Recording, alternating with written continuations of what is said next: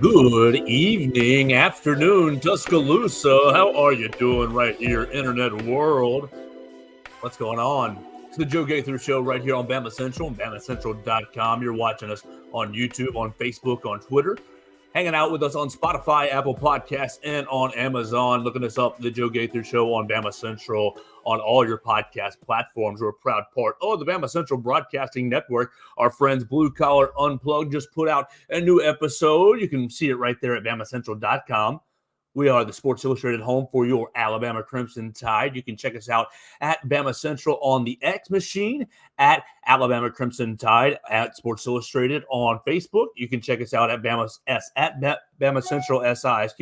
Central SI on Instagram. I am, of course, at Joe Gaither 6 on all your platforms: Instagram, Facebook, Twitter, Snapchat, YouTube, TikTok, everywhere. It's at Joe Gaither 6, the same username right there. So you can connect with me, send me your comments, questions, queries, and complaints. We're going to have a lot of fun. It's a Friday. It's a football Friday of sorts. We're going to get into the Rose Bowl. We've had a lot of fun on the show already this week. We talked to Will Miller yesterday for a little bit of time. You want to check out those episodes with Will Miller. You never know where they're going to go. We talked with Michael Bronner on Tuesday of WNSP. Talked to him about Ryan Williams and a ton of other topics.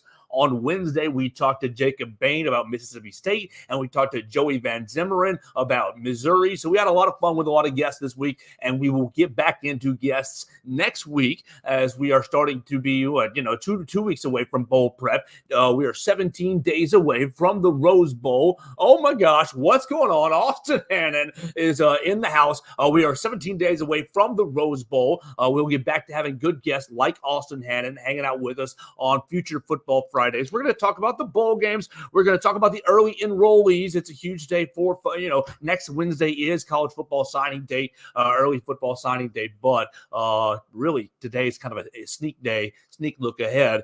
We'll talk about Alabama and Creighton. We'll talk about Bill Hancock and everything that he put out in a letter to Rick Scott, the Florida senator who's got a beef with the college football playoff. And we'll talk our early thoughts about Michigan as well. So where to begin? Let's begin with early enrollees. They had 11 members of the 2024 class. Look, you all know the 2024 class is ranked number 4 in 24/7 Sports, and most of the outlets. On 3, you got a little bump up. Rivals, you got a little bump down. So really, anywhere in the top 5 is Alabama's 2024 class, highlighted by Julian Sayin and now highlighted by Ryan Williams. But 11 members of the 2024 class have enrolled today, or are enrolling today, enrolling over the weekend. We'll say that to give a little bit of cushion for some all-star games. I know William Sanders texted me. He's at an all-star game. He's going to be there on Sunday. Basically, 11 guys enrolling over the weekend, and then you have another 5 guys hanging out, working their way into the program over the course of time. I know one guy, Jameer Grimsley, is going to be coming in after Christmas. So what do you have? You have 21 committed guys in the 24 class. You're going to have 16 of the 21 guys coming into bowl practice, coming into as early enrollees. And no, okay, first thought for all the get the easy questions out of the way. They are not eligible to play. They're not eligible to play in the college football playoff. Sorry, you can't see Ryan Williams, even though he's not early enrolling. He's going to enroll in the summer, likely. He's going to sign in February and enroll in the summer. But no, you can't see Julian Sayin, not that you would want to. Why would you want to? You can't see Caleb Odom, tight end. You can't see any of these guys in the bowl games, but they're going to get great experience practicing. So let's talk about them. There's 11 guys enrolling this weekend. We'll get to the other 5 guys in future shows, probably on Wednesday when we do more of a look at recruiting over the next week. But first, Julian Sayin is enrolling. Your 5-star from California is enrolling today, is enrolling over the weekend. Xavier Brown, 4-star cornerback from California, is enrolling. 4-star tight end. We just hit him. Caleb Odom from the Atlanta area. Jeremiah Beeman, 4-star defensive lineman from Birmingham. Casey Poe, 4-star offensive lineman out of Texas. Peyton Woodyard, safety, 4-star safety out of California. Sterling Dixon, 4-star linebacker out of L.A., Lower Alabama. And then you got Joseph Ionata right there out of Florida, four-star offensive lineman in William Sanders is enrolling over the weekend. Caden Jones is a linebacker out of North Carolina, and you all know Dre Kirkpatrick Jr. is a defensive back out of Gadsden, Alabama. All right, so let's. I got. Who's going to be the most impactful in 2024, and really who's going to be? I want to just talk about kind of guys that stand out to me. So who's going to be the most impactful out of these 11 guys in 2024? This is just a game. We're rolling the dice. I don't think Julian Sayin is going to be a player in 2024 due to Jalen Milroe and his acumen. I think we're going to see Julian Sayin do great things here at the capstone. Xavier Brown, cornerback's a hard place to break into the lineup early. We saw Kool-Aid McKinstry and we saw Patrick Surtain do that. We saw Draker Patrick do that as well, but Marlon Humphrey had to redshirt. So I don't think Xavier Brown's a great candidate either. Caleb Odom, tight end, that might be a decent candidate as a pass catcher. Jeremiah Beeman, defensive lineman, you're going to have to develop a little bit physically as a defensive lineman. Casey Poe, dude, Casey Poe looks like a player. What y'all? Oh, hey, puppy. My puppy's rolling around in the background. It's A-okay. Casey Poe looks like he's going to be a player along the offensive line, but, what do you lose in the offensive line? That might be a good candidate. Tyler Booker's going to be back, and Jaden Roberts are going to be back at the guard spots, and Casey Poe's not going to be playing center. So, yeah, he's probably not going to be your answer. Sterling Dixon's going to need some more weight. Peyton Woodyard. Look, I'm going to go, oh, gosh. I think all these guys are going to be guys that you're going to see in the future. But if I had to pick one, and yes, gun to your head, Joe, you do have to pick one, I will go I'll go Caleb Odom in his athleticism. He's going to get him out there on the field in pass-catching patterns opposite Amari Nyblack. But, I think all 11 of these guys are going to have to incubate a little bit in 2024, and you're probably not going to see any of them until 2025. Now, also enrolling at later dates, Red Morgan and Isaiah Faga from Central Phoenix City. They just won 7A. They just won 7A state championships here in Alabama. Jameer Grimsley, like I said, he's going to enroll after Christmas. Justin Okoronkwo is trying to get into the country from Germany, and Jalen Mbakwe is working out his timeline as well from Clay Chalkville, winners of the 6A state championship. So those are your 16 early enrollees. Not too many guys that pop off the page, but I think what you get in this class, there's a lot of grit. I think there's a high character in this class. Now, Julian Sayin is obviously the superstar, big name in the class, and I think that once Jalen Milroe moves on, you're going to have a really, really interesting quarterback battle. Now, Jalen Milroe obviously said 2 days ago on the Next Round Live, and that's going to move me into my next topic on the Next Round Live about that he's going to come back. He's going to come back, and obviously as he comes back, he's going to walk right into the starting job, maintain his position as starting quarterback here at the University of Alabama. Brings me into, Next Round Live and kind of their method. Somebody was complaining about them trying to get Jalen Milroe to say something. And look, Jalen Milroe, his media training is off the chart, absolutely.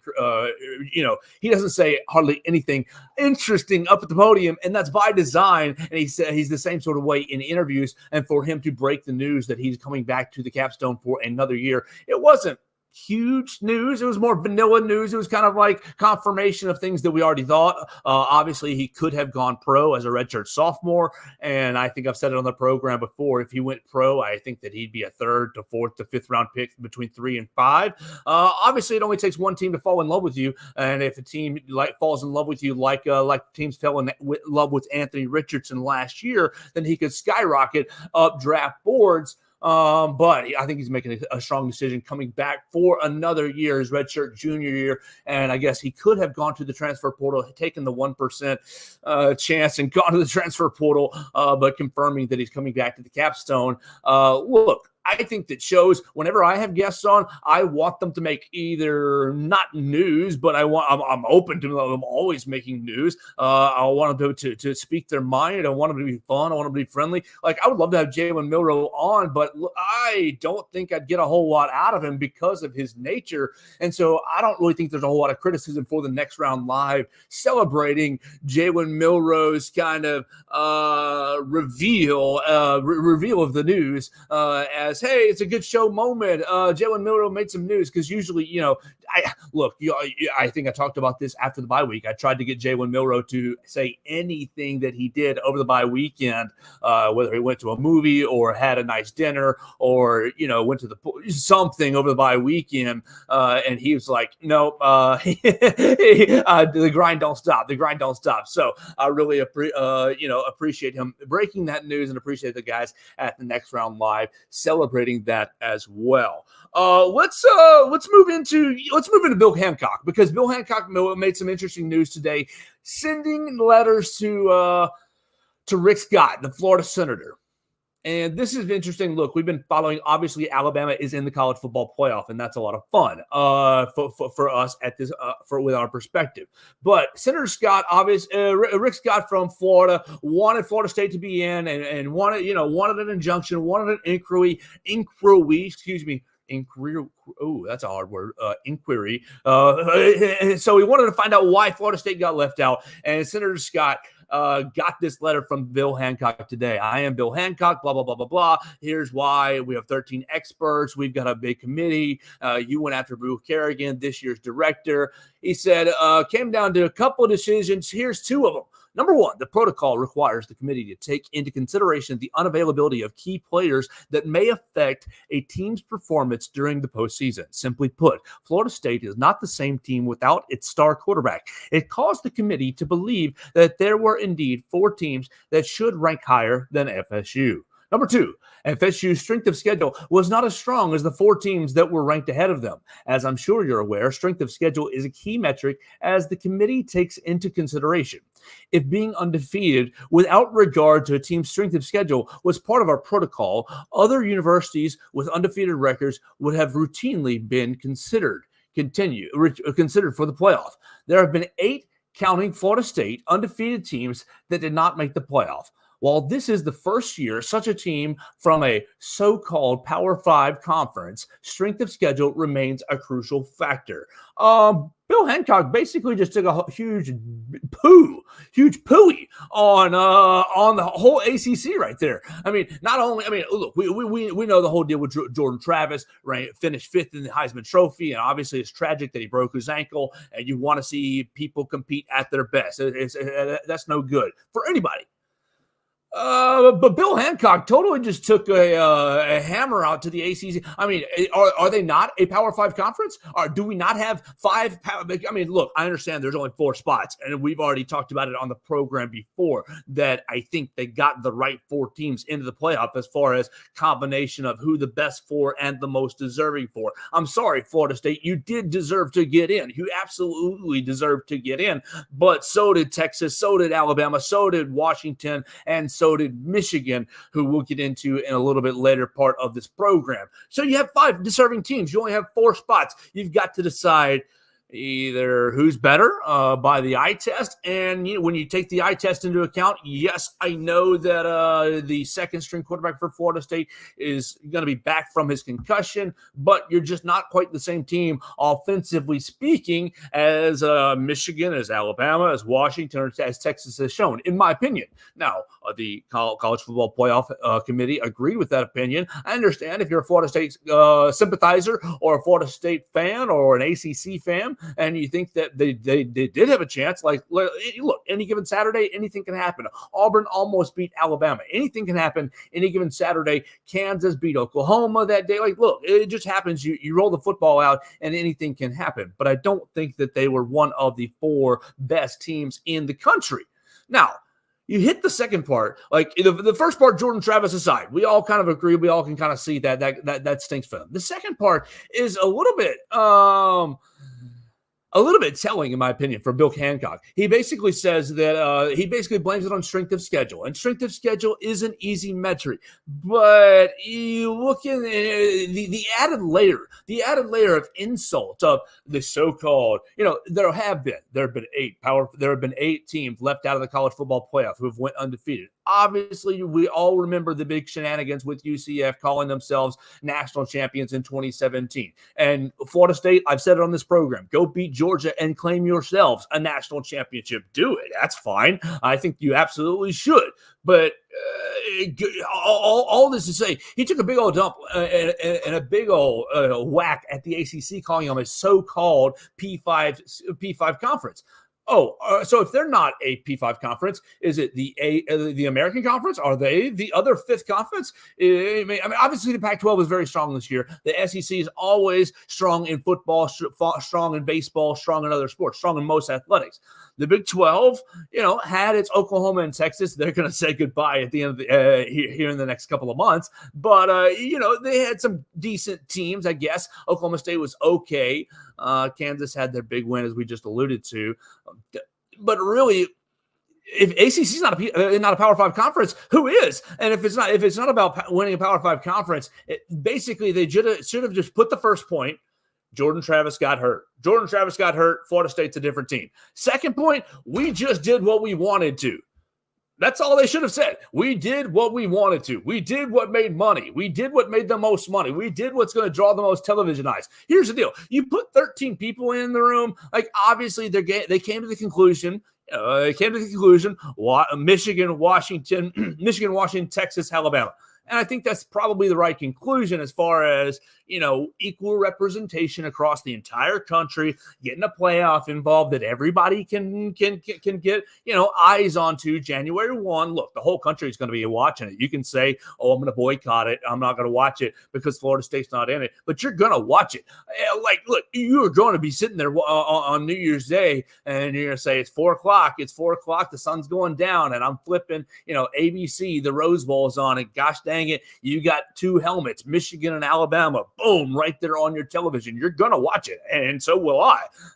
So the college football playoff, they designed this. They sit there and said, we can have three blue bloods. Michigan, number one, duh. We can have Michigan number one. Alabama, SEC champion. Well, we can't put them number two. We got to move them around. They can only go up so many spots. Texas beat them, and they're another blue blood, and they're a Big 12 champion. We got three blue bloods, Texas, Michigan, Alabama, and then you bring in undefeated Washington, and boom, we got ourselves a playoff, boys. Unbelievable playoff as far as pageantry goes, as far as college football history goes. And people could say, it's an invitational. Well, it's an invitational of 4 damn good teams. That's for sure. That's absolutely for sure. Now, you can talk about Florida State not getting in and cry about Florida State. And look, Florida State, go beat Georgia, claim yourselves a national championship. The whole issue, we've had this discussion already on the program, is with Texas. You look at the BCS rankings, the final BCS rankings, and it was what? It was Michigan, Washington, Alabama, Florida State, then Texas. So Alabama was always going to be in the playoff.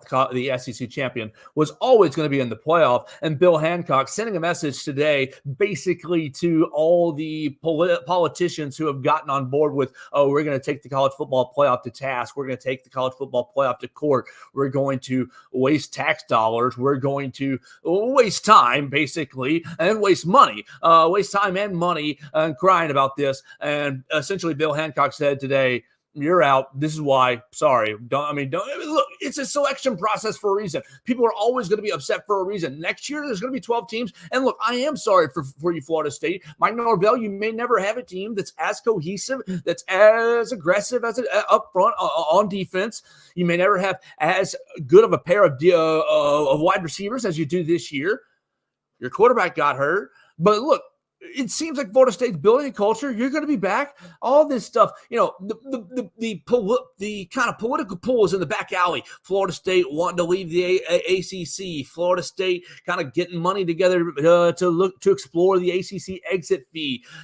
I wonder how much the ACC really fought for Florida State. The only real incentive for ACC to kind of boost up and fight for Florida State is to get the college football playoff money, and there is a lot of money at stake. you absolutely want that. But really, you just have a lot of backroom dealings, and you've got a lot of Florida State. You did it to yourselves here. Now you can go back. You shouldn't go back all the way to '92 when Bobby Bowden talked about we had a chance to join the SEC and we didn't. That's 30 years ago. That's 30 years ago, and that's a way old hat. But what you should go back to is recent time with kind of this bowl alignment, this bowl realignment, and now Florida State and Clemson kind of hanging out, looking for ways out of the ACC, the Big Ten, looking if they want to gobble them up, if they're going to get moved into the SEC, so in any kind of fashion. I think that they kind of put themselves on an island politically in their own conference, and yes, they won on the field,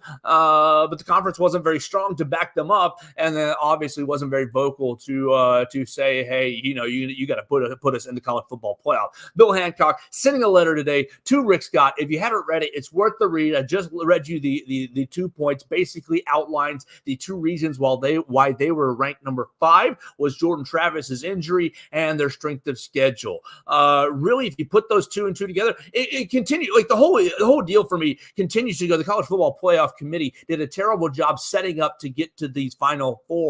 And really their explanations have been bad. If those 2 facts remain true, Jordan Travis's injury, broken ankle, yes, we all saw it. That's really terrible. Different team without him. And the strength of schedule, yes, we saw him play Boston College.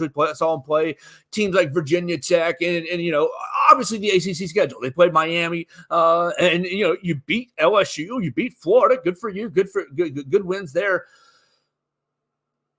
The fact of the matter is, oh my gosh, I lost my point right there, and I was going, and I had it all buttoned up. Damn. No, the fact of the matter is, with Rick Scott asking for all this injunctions, the playoff committee essentially just said that the ACC wasn't good enough. I think that these backroom dealings were these backroom dealings that the Florida State had with its own conference and with all this realignment. It puts a shroud over this playoff. But once you play it on the field, once we get there in 17 days, I think that you will see a true champion on the field. Now, people can say, even if Florida State beats Georgia and Alabama wins, Texas wins, whoever wins, you might have 2 undefeated champions. I think you might have a split national champion, and it's fine.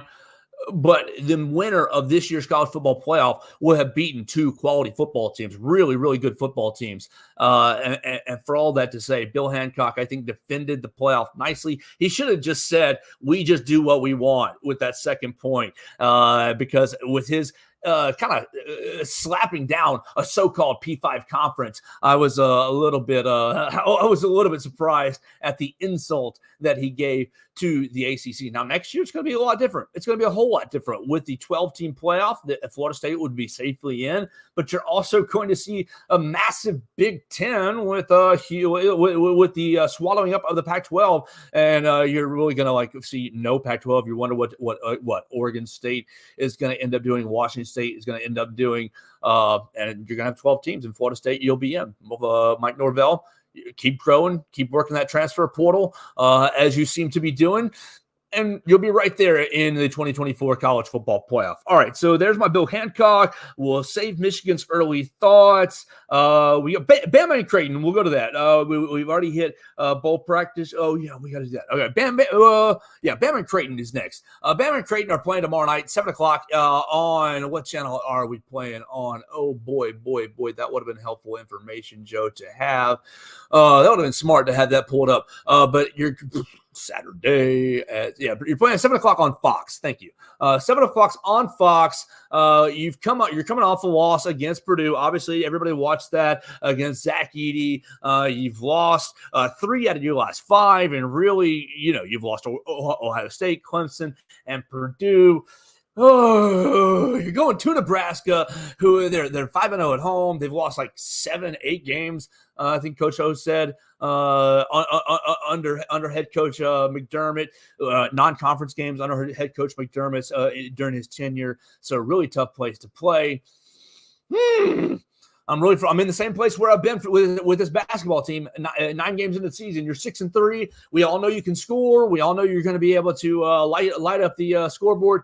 pretty consistently? Can you defend? That's what it's going to be all about tomorrow night over there in Nebraska, and that's really all I have to say about it. I mean, look, you're going to have another 7-footer to defend. He's not going to be as big as Zach Edey, so obviously the Zach Edey experience carries over just a little bit. You hope that the offensive explosion, the offensive output from Mark Sears keeps up. You want more from Aaron Estrada. You want to see more from Aaron Estrada when they're both on the floor. You kind of see them kind of maybe hamper one or the other, in my opinion, when they're on the court together. And so you want to see the offense. I mean, even though it is bleeping hot, it is really, really hot. It seems a little bit like the two of them kind of get in one another's way just a touch. But the main focus is the defense. Coach Nato is talking in the Coleman Coliseum media room today, basically saying that they tried to do some things against Purdue, closing out on certain guys, doubling on certain guys, and they left wrong shooters open. They doubled wrong guys, and that's what led to so many defensive breakdowns against the Boilermakers last Saturday. So you've had a week to think about it. You've had a week to worry about it. And so now you're going over to Nebraska. The guys flew out today, and you're going to be on Big Boy TV again. Look, you're exciting, Alabama. You're exciting on television. I had a very, very brief moment with Grant Nelson walking out of the Coleman Coliseum media room, basically saying, hey, good luck, and yeah, man, thanks, that sort of thing. And his spirits seemed high. He was pumped up to get in the car and head on out there. But really, show me.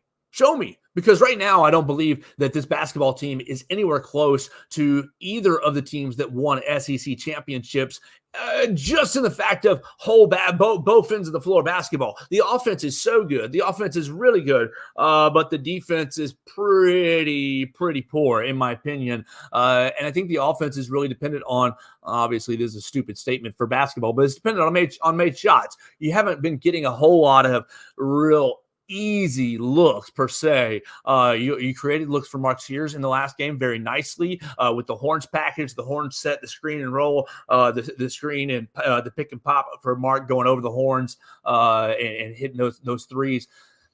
Nice to see that, but you want to see it on the defensive end. So tomorrow night, the non-conference schedule, the difficult non-conference schedule continues for Alabama, playing number 8 Creighton, your second top 10 team in a row.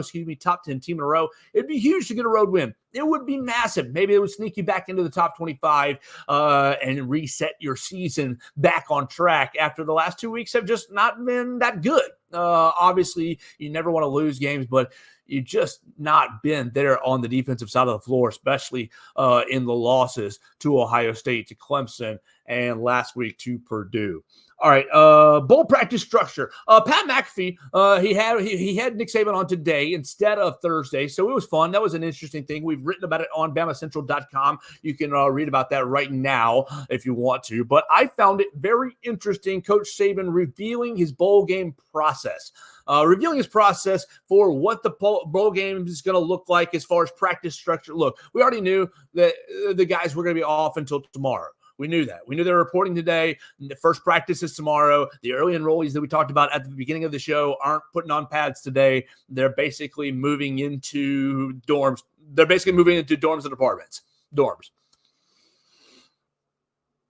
So Coach Saban was on with Pat McAfee today for about 15 minutes, and most of it was chalk talk. Most of it was basically chalk talk as far as coach talk, as far as coach speak, as far as yuck, y'all made the playoffs, yuck, what you've been doing, recruiting. Hope recruiting's been going good. They give him a hard time for his triple dip cup in the Ferrari. Coach Saban seemed a little bashful about that, didn't want to comment too much about that, kind of was like, oh, the recruit caught me by surprise in the garage. So that was funny to see that. But really what stood out to me during the Pat McAfee segment was Coach Saban kind of letting you inside the mind of bowl practice and how it's evolved for the Coach Saban process over the course of 28 years as head coach. So he talked about being at Michigan State and being at Michigan State where he would practice to the bowl. He would practice for a couple days, take a couple days off, practice for a couple days, take a couple days off, all the way to the bowl, and it really stretched out the month.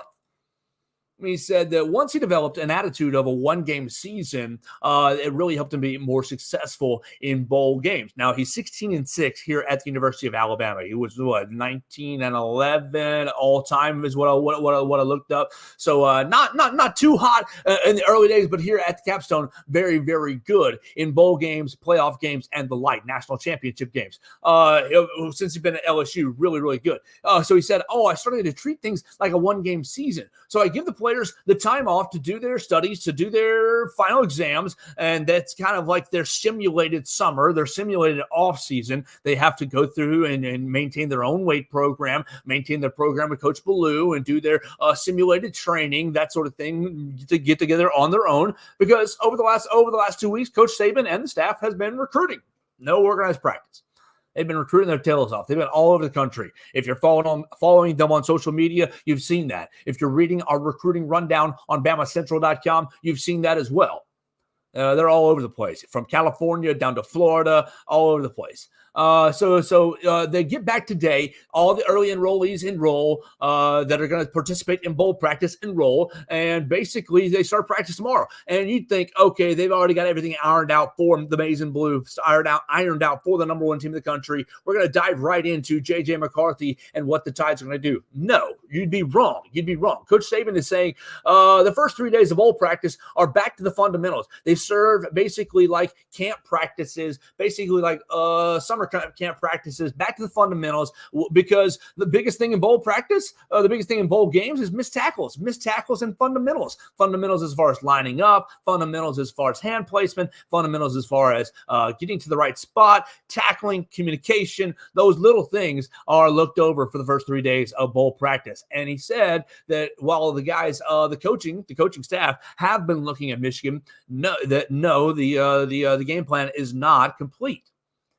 Friday today is a major studying day. He said it's an all-day planning day for the coaching staff, and he said over the next 3 days, the coaches will be studying Michigan, preparing for Michigan, and on Monday presenting it to the Crimson Tide, presenting it to the players. So I thought it was very interesting. The focus, the differences. He said they're going to simulate 2 game weeks, so that so next week will be a game week here in Tuscaloosa, and then they're going to travel out to obviously Santa Clara. They're going to travel out to Santa Clara, out to Anaheim, out to LA, that area, and have a second game week, and basically then play the game on that Monday. I believe it's a Monday, January 1st, Monday or Tuesday. But they're gonna have it on that January 1st. So it's a 2 game set, 2 week setup for 1 game.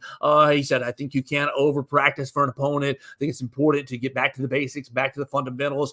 Those fundamental practices are really, really helpful for the freshmen, and are going to be really, really helpful for the early enrollees as well. So I think it's great. I think it's really interesting to get inside the mind of Coach Saban today on the Pat McAfee show, showing us what the bowl practice will look like. Look, we all knew that the guys were going to come back today. That wasn't breaking news. But it's kind of the how-to. And then he also, secondarily, broke down the coaching staff. He said over these 3 days, all the coaches, all the analysts have a certain aspect of Michigan to look for. Look, when I watch film and I'm looking at the line, and I'm kind of watching the ball, and I'm kind of watching the quarterback. I'm kind of watching a little bit of all of it and none of it at the same time. Maybe you're just watching the football. Maybe you're watching certain players. I'm trying to just see trends and personnel packages, that sort of thing. Well, Coach Saban has everything so ironed out and so detail-oriented that each analyst and each assistant coach has one thing that they're really looking for when it comes to the Wolverines. Whether you're looking at third down packages, whether you're looking at goal line packages, whether you're looking at short yardage packages, whether you're looking at pass patterns, this, that, or the other, whatever your assignment is, that's what you have to master. And so Coach is having these guys break down and master these certain small elements of the Michigan Wolverines. And then on Sunday, they're going to put them all together. They're going to bring everybody to a room. They're going to package them all together like a big old puzzle. And Coach Saban's going to, Coach Saban, Tommy Reese, and Kevin Steele are going to beautiful mind them and put it up on the board and develop the game plan to give to the guys. And on Monday is the next time that we will hear from Coach Saban. That's going to be the time that he's going to address the media about the bowl game and about the bowl practices. And then Wednesday will be the last time we hear from Coach Saban in Tuscaloosa. We get him twice next week. Wednesday's press conference is going to be much more focused on the early signing period. I expect 16. Yeah, I expect 16, the 16 players we highlighted at the beginning of the program to sign, all 16 to sign. The only players I don't expect to sign are the 3 wide receivers, Amari Jefferson, Rico Scott, and Ryan Williams. And then you're also going to see who the other 2 guys that you're not going to see sign. Oh gosh, that's going to drive me crazy. Jay, the tight end from Patrician Academy, Dre Thomas, the tight end from Patrician Academy. He's on an official visit right now. Oh my gosh, driving me crazy. Where did I write about him earlier in the day? Jay Lindsey is the other one. And there's someone else that'll come to me before the end of the show as we need to move on and don't need to spend time going, right here on the Joe Gaither Show. We've been rocking and rolling for 35 minutes. I appreciate a lot of people watching us today. You've chimed in on the Twitter comments right there. Appreciate it with Austin Hannon, MTG Ryle, Jose, Jeff Hughley. You guys have been chiming in on us on some of these topics. You can jump in on all the comments at Joe Gaither 6 on any of the social media outlets. We're streaming live on YouTube, Facebook, and Twitter. We're also on the BamaCentral YouTube channel. We post that after the show. We post it on Spotify, Apple Podcasts, and on Amazon. You can subscribe, rate, and review the show right there, the Joe Gaither Show on BamaCentral.com. We've had a lot of fun this football season. It's been a blast. We're 100 and some odd shows into this adventure. We've seen slow and steady growth. I appreciate everybody who's hung out with us and given me constructive criticism, things I need to work on, things I need to do better at, things I'm doing well at. I appreciate everybody who's chimed in and made me just a little bit better. Look, as we get into Christmas season, you guys are the reason I do this. And I love the dog. You see Abby pop up occasionally, but you guys are the reason that I do this. Okay, we've talked about the early enrollees. We talked about the bowl practice structure, Jalen Milroe and his media habits, Bama versus Creighton, Monday and Wednesday practice, Bill Hancock. Okay, I've got 2 more things. I've got the bowl slate. So it is technically a football Friday, full bowl slate tomorrow. And then I've got Michigan early thoughts because I've spent the last 2 days watching those 8-9 games of Michigan, the first 8-9 weeks of Michigan. So let's go to the bowl slate. Let's flip over to the bowl slate as we are live tomorrow. It is a football Friday. I don't have our friends Katie Wyndham and Austin Hannon, so your picks will come from me. They won't be as good as Austin being on the show. Katie nailed the last week against the Georgia Bulldogs, calling a 3-point win. Austin was all over it all season long, and we appreciate everybody who hung out with us on Football Friday as well. Chris Walsh, Will Miller sometimes, Wyatt Fulton sometimes. We'll continue to have all calls for BamaCentral staff in the future. Always follow us at BamaCentral.com for all your Alabama Crimson Tide coverage. So tomorrow at 10 a.m., early, Myrtle Beach Bowl over in the Carolinas, Conway, South Carolina. Georgia Southern is playing Ohio. Georgia Southern, a 2.5-point favorite. I am taking the Eagles just due to family allegiance. I have a lot of Georgia Southern alums that are in my family and friends. So we're taking the Eagles. They're a 2.5-point favorite. We don't see why not. They are 6-6. The Ohio Bobcats are 9-3, but gotta get after that ass is the Georgia Southern saying. So we're taking the Eagles to win and cover in the Myrtle Beach Bowl. 11 a.m. That's going to be on ESPN. 11 a.m. on ABC. Howard and Florida A&M, the Cricket Celebration Bowl. We're taking Florida A&M. They are a 7.5-point favorite. They're 11-1. They're going to keep it rolling in Mercedes-Benz Stadium in Atlanta over Howard, who is 6-5. That's going to be a lot of fun to watch early in the morning. You got both those games battling it out. You can split screen it with ABC and ESPN for the Cricket Celebration Bowl and the Myrtle Beach Bowl. Continuing at 1:15, ESPN as well. So it's going to go right on into it. ESPN with a nice slate tomorrow. Jacksonville State against Louisiana in the R.L. Carrier New Orleans Bowl. So Louisiana playing right in their backyard in New Orleans, but Jacksonville State, a 2.5-point favorite, 8-4. You guys know Rich Rodriguez has been setting them on fire, setting the Gamecocks on fire. Louisiana is 6-6. I'm taking the Gamecocks. I'm taking Rich Rodriguez to cap off his season with a bowl victory. Oh, look, the animal's getting back after it. Hey. No, we're not doing that right now. You got to give me about 10 more minutes. 2:30, and Miami of Ohio is playing Appalachian State. Miami of Ohio is playing Appalachian State 2:30 on ABC in the Avocados from Mexico Cure Bowl. I should have said it. Avocados from Mexico Cure Bowl. App State's a 6.5-point favorite. I just got a feeling. I'll go with the underdog. Miami of Ohio is 11-2. I'll go with the underdog to win. Obviously, the win and the cover over App State. New Mexico State and Fresno State at 4:15 on ESPN. Right after that Jack State game, you're going to see the Isleta? Is that what it is? Isleta, New Mexico Bowl. New Mexico State is 3.5-point favorite. They are going to win in their backyard in Albuquerque, New Mexico. Hey, Bruce, let's do that. Let's hang out right like that. Yeah, perfect. Why don't we finish up right here in my lap? How about that? So we can finish this bad boy up. At 6:30, ABC is going to show you the Starco Brands LA Bowl. At UCLA is taking on Boise State in Inglewood, California. So UCLA right in their backyard. They're a 6.5-point favorite. You like the home team when they're playing bowl games in their backyard. And then the last game of the night is going to be California against Texas Tech. Radiance Technologies Independence Bowl in Shreveport, Louisiana, right there in Tim Brando's backyard. Texas Tech is a 3.5-point favorite.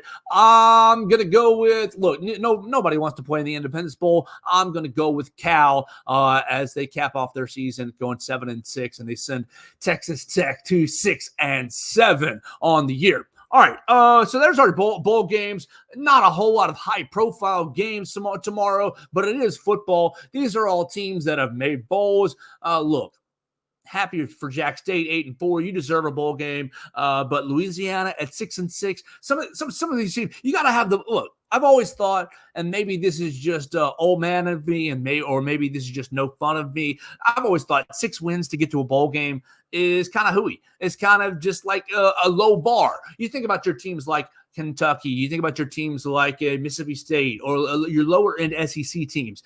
You've got a hard league. You do. But this goes into the scheduling and the cupcakes. You schedule 3 cupcakes. You win 3 league games, and boom, you're bowl eligible. You have 8 game schedule in the SEC. So you schedule 4 cupcakes, you win 2 league games, and boom, you're bowl eligible. You can be Arkansas. Arkansas was almost bowl eligible once they got going, once they got hot per se. No, they will won a game or 2 at the end of the year. In South Carolina, they stayed alive until late in the year because bowl eligibility is such a low threshold. Maybe I'm jaded because of the Alabama background, the Alabama glasses. I've been in Tuscaloosa since 2008, but I just think that bowl eligibility is such a low bar. Who wants to go to play in the R.L. Carrier's New Orleans Bowl? Who wants to play in the Independence Bowl? And I know Nick Saban played in the Independence Bowl in 2007, but who wants to, it's fun to have football on TV, on my TV. Great. I love it. It will be on my TV. Will I be scrolling on my phone? Will I be reading other material? Will I be filling my time with other activities while those bowl games are on my TV? Yeah, I will. And so it's like, tomorrow, Saturday, bowl games all day. Great. Starting at 10 a.m. Boom. That's earlier than normal. Great. We love that. But it's just like, I'm not really going to be devoting my time to watching Georgia Southern. I'm sorry. I'm not going to be devoting my time to watching New Mexico State and Fresno State play. I know 10-4, you probably do deserve a bowl game. And 8-4, probably your threshold needs to be 8 wins. Because Boise State, 8-5, you deserve a bowl game. But Cal and Texas Tech, both teams are 6-6. Who cares about that? Who cares about one to watch? UCLA 7-5. Okay, that's borderline. You played in a hard league. But I just think that Georgia Southern 6-6. You didn't play in that crazy of a league. 6 wins is not really asking a whole lot. So a bowl game, while it's nice for the fans, it's nice for the players. Most universities lose money when they send a program on a bowl game. Like, I propose maybe we cut the bowl games by not a quarter, not a third, by 15%, and make the bowl game threshold 7 wins. That'd be nice for me. Make this more exciting as bowl season gets started. But all that said, it's better this Saturday having college football on your TV better than last Saturday where your only option. Look, Army Navy game great, but it's the only option, and once it's gone, it's gone. So enjoy it. Bowl season is upon us, and here we go as it starts tomorrow at 10 a.m. Last thing for the day is obviously this is an Alabama-centric show, the Joe Gaither Show on BamaCentral. Duh. This is an Alabama-centric show. We're 17 days away from Alabama kicking off against Michigan. 17 days away. Alabama fluctuated between 2, 1, 1.5, 2.5 point underdog in the game. I've spent the last 2 days watching the first 8-9 weeks of Michigan's football season. They haven't been tested at all in the time that I've watched them. Haven't been tested against Purdue, haven't been tested against Indiana, haven't been tested against, weren't tested against UNLV, weren't tested against Rutgers, really haven't been tested in the first couple of games that I've watched. Now, I know that I have to watch the Penn State game and I've got to watch Maryland and Ohio State to kind of get the rest of the picture. And I know the Ohio State game is probably going to give me the best picture of what Michigan really is. But through the 9 weeks that I've seen, this is what I've noticed from Michigan. Now, obviously, my judgment will change over the next couple of days as I take in the rest of the year. Michigan's good. I think Michigan's going to present Alabama with some problems. I think Michigan's going to challenge Alabama's manhood up front to a degree. Now, with that said, I like Justin Aboigbe. I like Jaheim Otis in a manhood off, if you say. I like those two guys, especially if you're challenging somebody's manhood. But Michigan's good. They've got a good offensive line. They like 12 personnel a lot. They like 12 personnel. Look, I like J.J. McCarthy. I got a little I got a little pushback today in the media room. But while we're waiting on NATO, it's because I compared J.J. McCarthy to Jackson Dart. I think JJ is a good little athlete, on par with Jackson Dart athletically, not going to run so much, but can run. I think that I've seen through 9 weeks that they've called enough quarterback runs that Jackson Dart's going to score a rushing touchdown in the Rose Bowl. If you're a betting man or woman watching the show, that Jackson Dart, you just go ahead and place that prop. You get Michigan on the 12-yard line. They're going to call a quarterback draw, and he's going to walk into the end zone, as many quarterbacks have done already this season against the Alabama Crimson Tide. We've seen it before. I like Jackson. I like J.J. McCarthy. Now, he's got a receiver, Roman Wilson, to throw to, and Cornelius Johnson as well. Roman Wilson's a good little player. Is he a great receiver? I don't think he's gone up against a great corner yet on the tape that I have seen. He's a good little receiver. I like, obviously, any matchup with Kool-Aid McKinstry. I like Kool-Aid McKinstry. I like Terry Arnold in any matchup with Terry Arnold in it. So Terry Arnold against Cornelius Johnson, I think is going to be a favorable matchup for Alabama. But what I do think you're going to see is Trey Amos play a lot against Cornelius Johnson. And I think you're going to see Terry Arnold play a lot of interior against Loveland. Loveland, 18, they're tight end. 18 and 89. They've got two tight ends that are of quality. They're not Brock Bowers, but they're two pretty good tight ends. They're kind of both CJ Dupree types. Maybe a little better and more. They're not quite Amari Niblack athleticism, but they're more CJ Dupree mixed with Amari Niblack. We'll say that. They're both versatile tight ends. They run and pass with them, but they get into a lot of 13 personnel as well. They throw a 44 out there, and he plays a lot of third tight end slash fullback for them. Obviously, Blake Corum and Donovan Edwards are really good running backs.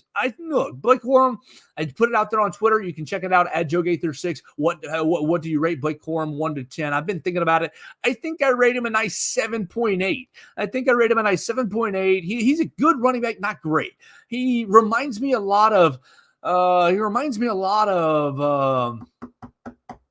Damian Harris, like skinny Damian Harris. If Damian Harris were a little bit faster, a little bit more powerful, and could catch the ball a little bit better out of the backfield.